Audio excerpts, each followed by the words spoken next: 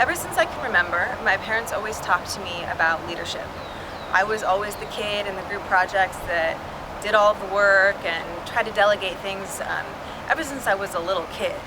And it always had me thinking about what it is to be a born leader and how few people, it seems, really are born leaders. And I wondered if all of the managers that are running all of these businesses were only the number of people who were just born naturally gifted at leading, then we have a very small number of managers who really should be leading people. That always made me wonder about, when do you learn how to be a leader? And are there people who just are born into it, or are there people who are taught and groomed since they were young? And I watched a really interesting TED Talk by Dudley that I want to share with you, and he actually really opened my eyes and made me realize that there are leaders everywhere. And a lot of people don't even realize that they are leaders, or maybe afraid to even admit that they feel like a leader or that they have led in different environments. So take a listen to Drew's talk at the TED conference. Hopefully you'll like it. How many of you are completely comfortable with calling yourselves a leader? See, I've asked that question all the way across the country, and everywhere I ask it, no matter where, there's always a huge portion of the audience that won't put up their hand. And I've come to realize that we have made leadership into something bigger than us. We made it into something beyond us. We made it about changing the world. And we've taken this title of leader and we treat it as if it's something that one day we're going to deserve. But to give it to ourselves right now means a level of arrogance or cockiness that we're not comfortable with. And I worry sometimes that we spend so much time celebrating amazing things that hardly anybody can do, that we've convinced ourselves that those are the only things we're celebrating. And we start to devalue the things that we can do every day. And we start to take moments where we truly are a leader, and we don't let ourselves take credit for it, and we don't let ourselves feel good about it. And I've been lucky enough over the last 10 years to work with some amazing people who have helped me redefine leadership in a way that I think has made me happier. And with my short time today, I just want to share with you the one story that is probably most responsible for that redefinition. I went to a school on a little school called Mount Allison University in Sackville, New Brunswick. And on my last day there, a girl came up to me and she said, "I remember the first time that I met you."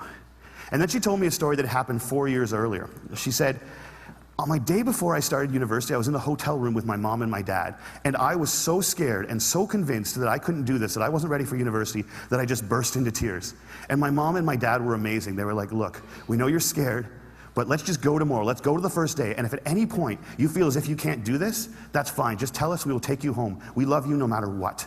And she said, so I went the next day and I was standing in line getting ready for registration, and I looked around and I just knew I couldn't do it. I knew I wasn't ready. I knew I had to quit.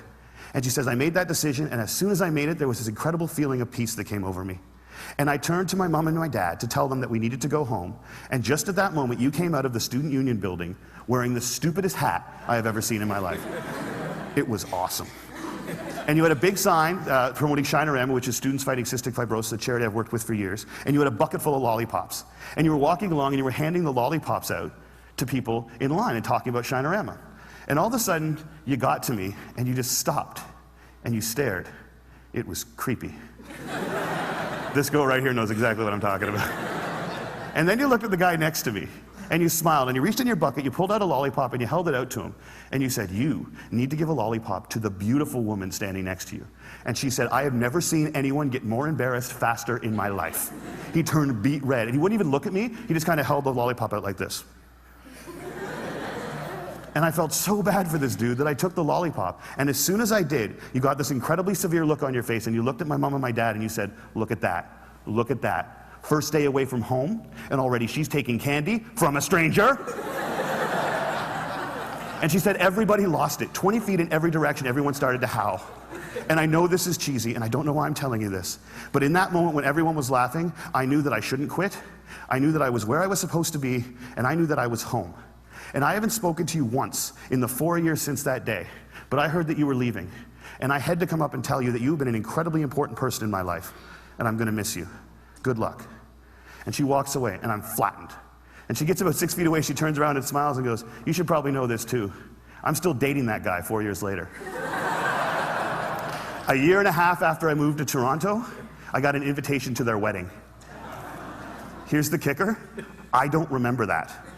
I have no recollection of that moment, and I've searched my memory banks because that is funny, and I should remember doing it, and I don't remember it. And that was such an eye-opening, transformative moment for me to think that maybe the biggest impact I'd ever had on anyone's life, a moment that had a woman walk up to a stranger 4 years later and say, "You've been an incredibly important person in my life," was a moment that I didn't even remember. How many of you guys have a lollipop moment, a moment where someone said something or did something that you feel fundamentally made your life better? All right. How many of you have told that person they did it? See, why not? We celebrate birthdays where all you have to do is not die for 365 days.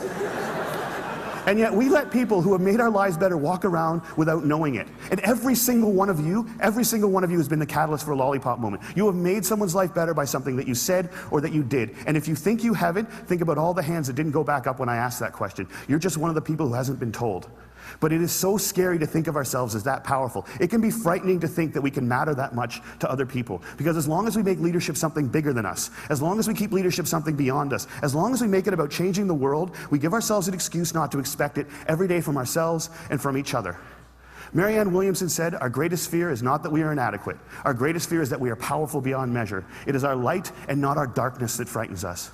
And my call to action today is that we need to get over that. We need to get over our fear of how extraordinarily powerful we can be in each other's lives. We need to get over it so we can move beyond it. And our little brothers and our little sisters, and one day our kids, or our kids right now, can watch us start to value the impact we can have on each other's lives more than money and power and titles and influence. We need to redefine leadership as being about lollipop moments. How many of them we create, how many of them we acknowledge, how many of them we pay forward, and how many of them we say thank you for.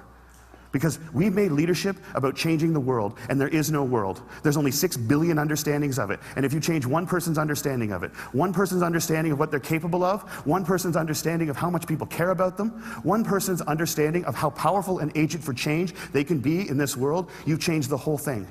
And if we can understand leadership like that, I think if we can redefine leadership like that, I think we can change everything. And it's a simple idea, but I don't think it's a small one. And I want to thank you all so much for letting me share it with you today.